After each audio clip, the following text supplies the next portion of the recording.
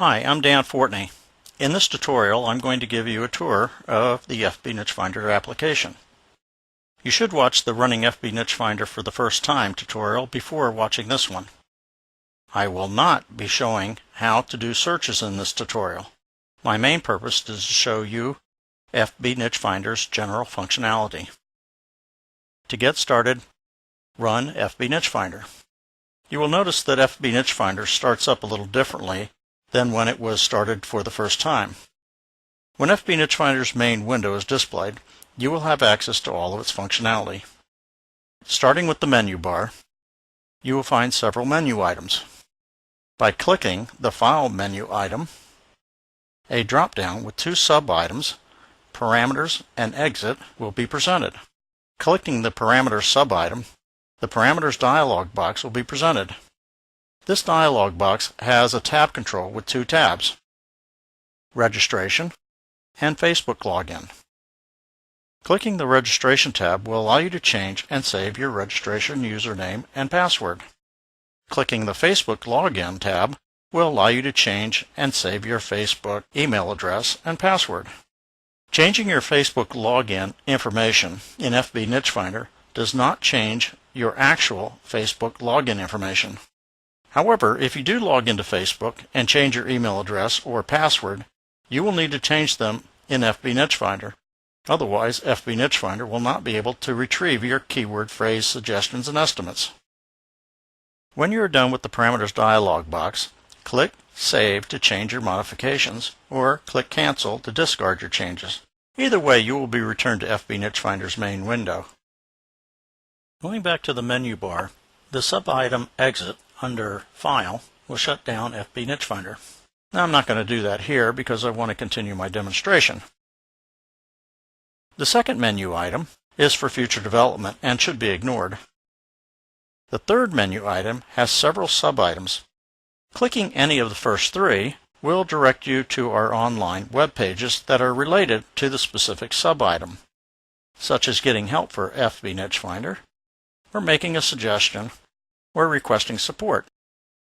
Clicking the About sub-item will display a dialog box with information about your copy of fbNicheFinder. Below the menu bar is a tab control with 4 tabs. Each tab allows for entering data and requesting a different type of search to be performed. I will be demonstrating each of these tabs, or searches, in other tutorials. However, you can search strictly by keyword, by adding the letters A through Z anywhere in a key phrase, by using a major search engine, and by importing keyword phrases from a file. The Facebook button under the fbNicheFinder logo is to allow for a one-click method of starting your browser and taking you to Facebook's main page. The two tables in the middle of the window is where your search results will be displayed. When you request a search from one of the tabs above, the suggested topics and precise interests will be displayed in the left table along with each estimate.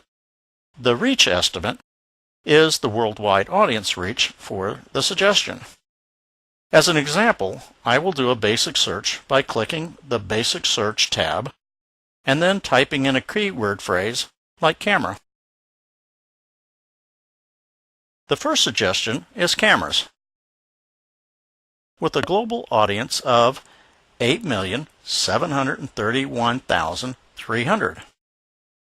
As a side note, fbNicheFinder returns up to 20 results for each keyword phrase versus Facebook's 8 results. Also notice that some of the results have a hash mark or pound sign in front of them. This is an indicator that that specific result has associated suggested likes and interest. To get the associated suggested likes and interest, just click a result with a hash mark. The suggested likes and interest will be displayed in the right table. Both of these tables function the same way, with the exception that a single click on a result has no effect in the right table. Other features for these tables are clicking a column header, which will sort the results,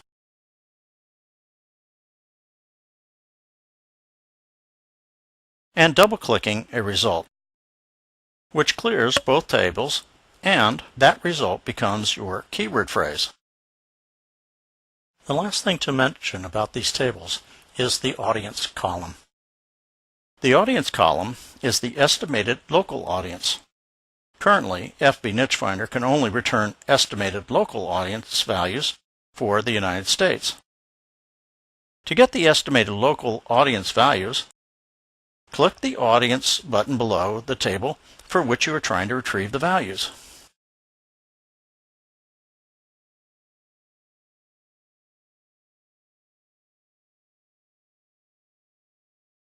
The last fbNicheFinder feature is saving your results. You can do this by clicking the Save Results button in the lower right-hand corner.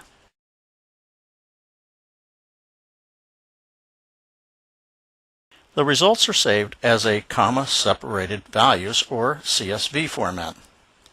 This means that each value for a result is on one line and separated with commas. Also, the first line of the saved results will be a header with the names of each column.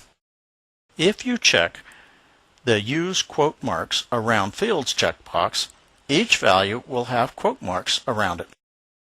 There are two ways to save your results. You can save them to a file or to your clipboard. To save your results to a file, click the Save to File radio button. If you have not previously specified a file to save your results to, click Select File and either select or create a file.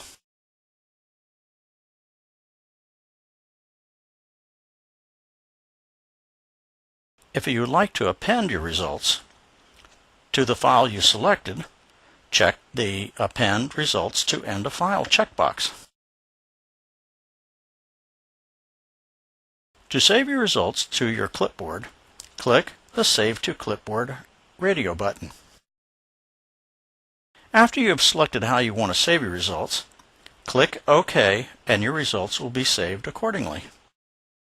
At any time you can click Cancel and your choices will be ignored. In either case, you will be returned to fbNicheFinder's main window. Now for clarity on what the saved results will look like, I have opened up a text file and will paste my clipboard into the file. The results start with a header row, followed by each of the topics and precise interest, and then the suggested likes and interests. To shut down fbNicheFinder, remember you can click on the File menu item and then the Exit button. That concludes this tutorial. And as always, if you have any problems, contact our support team at www.fbNicheFinder.com/support.